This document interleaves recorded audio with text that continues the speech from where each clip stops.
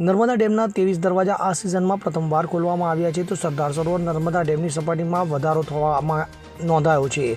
તો ઉપરવાસમાંથી 5,30,291 ક્યુસેક પાણીની આવક હાલ નોંધાઈ છે. ત્યારે હાલ નર્મદા ડેમની સપાટી 135.93 મીટર પર પહોંચી ગઈ છે. તો છેલ્લા 24 કલાકમાં 40 સેન્ટીમીટરનો વધારો નોંધાયો છે. તો નર્મદા ડેમના 23 ગેટ 2.50 મીટર ખોલવામાં આવ્યા છે. તો નર્મદા ડેમના 23 ગેટમાંથી નર્મદા નદીમાં 4,46,451 ક્યુસેક પાણી છોડવામાં આવી રહ્યું છે, જેને લઈને નર્મદા નદી બે કાંઠે વહેતા તંત્ર એલર્ટ મોડમાં આવ્યું છે. તો ડેમની મહત્તમ સપાટી 138.68 મીટર નોંધાઈ છે. તો નર્મદા ડેમ 90.93% ભરાઈ ગયો છે. એનો ગ્રોસ સ્ટોરેજ 8,602.40 MCM મિલિયન ઘન મીટર નોંધાયું છે. તો નર્મદા નદી કાંઠા વિસ્તાર ભરૂચ, નર્મદા અને વડોદરાના 27 ગામોને આ સમગ્ર મામલે હાઈ એલર્ટ કરવામાં આવ્યા છે. દીપક જગતાપ સાથે CN24 ન્યૂઝ, રાજપીપળા.